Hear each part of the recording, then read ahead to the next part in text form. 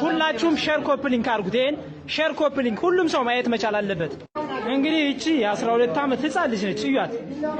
በቢላ ነው እንግዲህ አግለው በቢላ ፊቷን። ሰው የሰው ፍጡር እንደዚህ አያደርግም እውነት ለመናገር። በዚህ ልክ ከሰውነት ወጥቶ እየተደበደበ ነው ያለው። አሁን 24 ኮንዶሚኒየም ጋር እቺ የምታያት ምስኪን ህፃን የቤት ሰራተኛ ነች። እንዲያርገው እንግዲህ በቢላ በትኩስ ቢላ ነው እንደዚህ ፊቷን የፈጇት። ማን ረብቃ ስንት አመትሽ ነው? 13 ነው።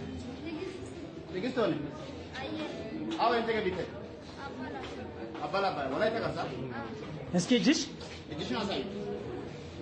አዩ ምን የምታዩት እንግዲህ ኢትዮጵያውያንና ትውልደ ኢትዮጵያውያን እርሱልን። በስተመጨረሻ ባደረግነው ርብርብ ወንጀለኛዋን ለህግ አካል አሳልፈን ሰጠናል። በፖሊስ ቁጥጥር ስር ውስጥ ውላለች። ከኮንዶሚኒየም እየወረደች ነው። ወንጀለኛዋ ይችን ትመስላለች።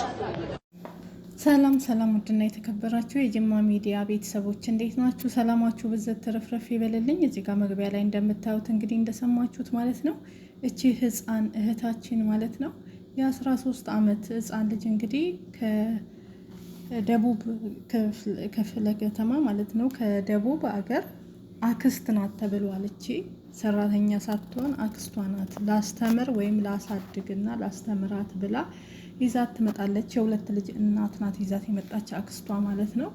እንግዲህ በምታዩት መልክ ፊቷን በቢላ እያጋለች ፊቷን አበላሽታ እጇ የተቀጠቀጠችበት በጣም በሚያሳዝን ሁኔታና ስንቶች ከዚች ህፃን ልጅ መማር አለባችሁ ወላጆች ማለት ነው። ምክንያቱም ለአክስት ላጎት ልጅ ለዘመድ ለወዘተ ምናምን በዘመድ ምክንያት ልጃችን ከገጠር ወደ ከተማ ትማራለች እያላችሁ የምትሰጡት ማለት ነው መጨረሻው እንዲህ ነው የሚሆኑ። የልጃችሁን ምንነት አታውቁም ማለት ነው።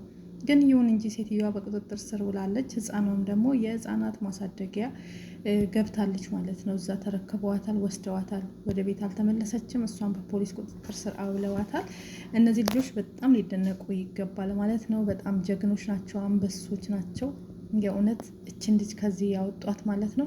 ልጅቷ መናገርም አማርኛም ብዙም አትችልም። በአስተርጓሚ እየተናገረች ነው። ወላይተኛ ነው የምትችለው ማለት ነው። ያሳዝናል በጣም። ዘመድ ናት እንግዲህ አምጥታ የ13 ዓመት ልጅን ላስተምር በማለት ይዛ መታችን አንድ ፍሬ ልጅ እየቀጠቀጠች ስራም እያሰራች የምታሰቃያት። እሱንም መምታቱ ጥሩ ይሁን፣ መታቻት እንበል ችግር የለውም። ሁላችንም ተገርፈን ነው ያደግነው።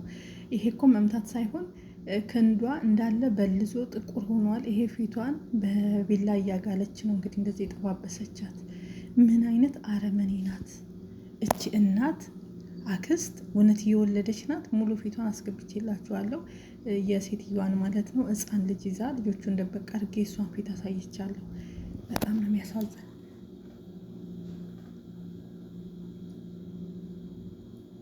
የኢትዮጵያ ሀገራችን ግን ወዴት እየሄደች ነው? የጭካኔያችን ጥግ የት እየደረሰ ነው? ምን እየደረሰ ነው? ምን እየሆነ ነው?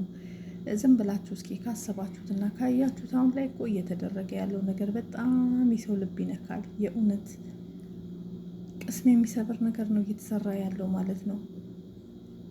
ስታሳዝን ተመልከቱ ፊቷን። በስማ እና ይኸው በቁጥጥር ስር ብላለች። ተመልከቷት። እርጉዝም ነው የምመስለው ሆዷ እንግዲህ እቺ ናት ማለት ነው። ምን አይነት ጊዜ ላይ ደረስን በገብርኤል እንዴ! እቺ ምን አይነት ቆሻሻ ናት! ያውም የሁለት የሴት ልጆች እናት ሆና የእሷ ልጆች ነገ የት እንደሚደርሱ ታውቃለች። ምን አክል ጭካኔ ነው! እሷ በሰራችው ኃጢአት ልጆቿ የሚሰቃዩት መጨረሻውስ እንዴ! አንድ ነገር እንኳን ስናደርግኛ ለልጆቻችን ለቤተሰቦቻችን ማሰብ አለብን ከምናደርገው ነገር ማለት ነው። ግን በጣም ነው የሚያሳዝነው። እንግዲህ ፎቅ ላይ ነው፣ ታች ያሉ ሰዎች ናቸው አይተው ማለት ነው ለፖሊስ ጠቁመው ደውለው እሷንም ሊያስይዟት ያደረጉ ማለት ነው። በአዲስ አበባ ውስጥ ነው ማለት ነው። ያው ሰምታችኋል ማለት ነው። እንግዲህ መጀመሪያውን ያው ተይዛ መጣች አፈርት ብላ። በጣም የሚያሳዝን የእውነት እቺን የመሰለች ህፃን አንድ ፍሬ ልጅ እንደዚህ ማሰቃየት። ወላጆች ከዚህ ቪዲዮ መማር አለባችሁ። ምክንያቱም ልጆቻችሁን ትምህርት ቤት ስታስገቡ አቅም ባለመኖሩ ምክንያት ዘመድ ጋር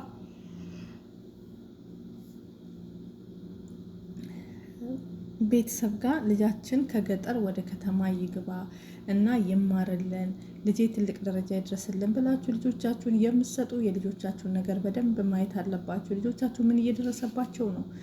ከገጠር የመጡ ልጆች እየተቀጠቀጡ እየተደበደቡ በአረመኔና በጨካኝ በእንደዚህ በርኩስ አክስት ተበላ አክስት ናትቼ አፈርት ብላ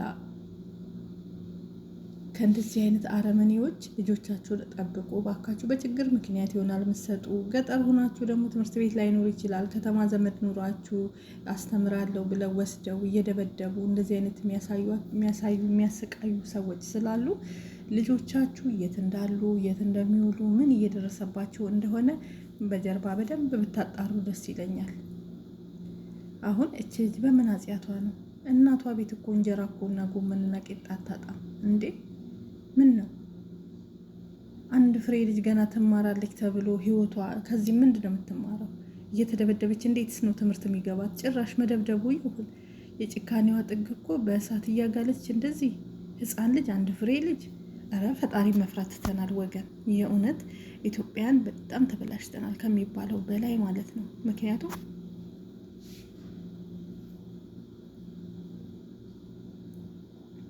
የጭካኔያችን ጥግ ከዚህ አይበልጥም። ይሄ እኮ ከመግደል አይተናነስም እንዴ! ዛሬ በቢላ እንደዚህ ያደረገቻት ይችን አንድ ፍሬ ልጅ ነገ ደግሞ የሆነ ነገር አድርጋ ህይወቷን ብታጠፋስ? እና በጣም እነዚህን ወጣቶች እናመሰግናለን። እዚህ ጋር እንደምታዩት እንግዲህ ቢጫ ልብስ የለበሰችው ልጅቷ ናት። አስገብተዋታል እዚህ ማለት ነው። ህፃናት ማቆያ ይዘዋት መጥተው እዚህ አስገብተዋታል። ይችን ህፃን ያሳዝናል የእውነት። አልበዛም እንዴ በመቤቴ? ሰው ምን እየሆነ ነው? እኔ የምለው ኢትዮጵያ ውስጥ እየሆነ የአረመኔነት የጭካኔ መንፈስ ገብቶብናል እንዴ? በህፃናት መጨከን፣ ሰራተኛ ብለን መጨከን፣ በዘመድ መጨከን፣ በወላጅ መጨከን፣ በልጅ መጨከን ምንድን ነው? ምን አይነት መንፈስ ገብቶብን ነው? የእውነት በጣም ነው ልብ የሚነካ። በተለይ እያንዳንድሽ አክስት ጋር አጎት ጋር ልጅሽን አርገሽ የመጣሽ ዘመድ ጋር ይማርልኝ ብለሽ የሰጠሽ ስደት ላይም ያላችሁ ልጆቻችሁን በደንብ ጠብቁ። የአንቺም ልጅ የአንተም ልጅ እንዲህ ነው የምትቀጠቅጠው። እንደ ባሪያ እየገዙ እየቀጠቀጡ እያሰቃዩ ምግብም ላይ ሰጡ ይችላሉ። ዝም ብሎ ትንሽ እንደ ውሻ ትራፊያቸውን እየወረወሩላቸው እንዲህ እያደረጉ የሚያሰቃዩ ስንት አሉ በየቤቱ። የእውነት የዚችን ልጅ አምላክ ፈጣሪ እንደው የሴትዮዋን ጉድ ሲያዋርዳት ነው እነዚህ ሰዎች አይተው ከፎቅ አውርደው ማለት ነው ተሰብስበው ያስያዟት ማለት ነው። እንግዲህ ልጅቷ ስታለቅስና ስትጮህ ጊዜ ነው ሰምተው ሲሄዱ በቢላ እንዳለ ሰውነቷን እያቃጠለቻት። ከዛም ልጅቷ አምልጣ ወረደች ከፎቅ ላይ። ወዲያውኑ ፖሊስ ጠርተው በቁጥጥር ስር አስያዟት ማለት ነው። እዛው እንግዲህ እንትኑን ከበው ማለት ነው ፎቁን ከበው ለፖሊስ ወዲያውኑ እንደመጣ አስያዟት። ልጅቷንም አሳይተው እቺ ናት ይሄው እዚህ ጋር 2 ልጆች አላት። እቺ ናት እንግዲህ አረመኔ አክስት ተብዬዋ ውሻ። ያው 2 ልጆቿን ይዛለች እዚህ ጋር እና የ2 ልጅ እናት ሆና ነው እንግዲህ እቺን ምስኪን የምታሰቃያት እንዴ! ወይ መግረፍ እኮ ይሁን እኮ እስኪ ያስቡት እናንተ። ሰው ህፃን ልጅ ቢላ እየተጋለ ፊቷን ማበላሸት ምን አደረገችኝ ብትይ ባልሽን ቀማች፣ ባልሽን አማለለች። በዚህ ውበቷች አንድ ፍሬ ልጅ ምንድን ነው የእሷን ፊት ማበላሸት? በጣም ባለጌና ቆሻሻ ስንቶች አለን በገብርኤል። አንቺም ኢትዮጵያ ነሽ፣ አንቺም እናት ነሽ። እናት ተብለሽ ልትጠሪ ነው?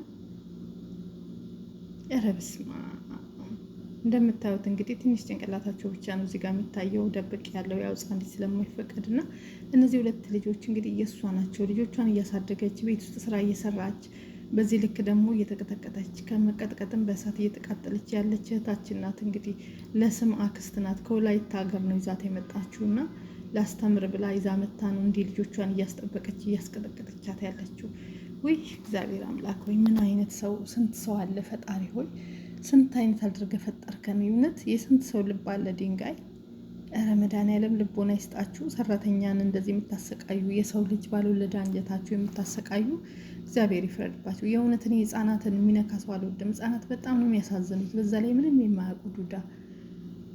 ብቻ እያንዳንዳችሁ መንቃት አለባችሁ። ልጆቻችሁን ለዘመድ የሰጣችሁ ልጆቻችሁ ምን እንደሚሰራባቸው፣ እንዴት እንደሚቀጠቀጡ፣ እንዴት እንደሚደበደቡ፣ ምግብ እንደሚከለከሉ የሚሰቃዩትን ነገር አታውቁም። ልጃችን እየተማረች ነው ውጭ ልከን ማነው ከተማ ልከናል ብላችሁ እዛ ገጠር እናንተ ጋር እበት እየዛቀች እውነቴን ነው የምለው ከብት እያገደች በግ እያገደች ብትኖር ይሻላል። እንደዚህ ከምትሰቃይ ህይወቷ ኑሮ አይናችሁ ላይ ልጃችሁ ብትኖርላችሁ ይሻላል።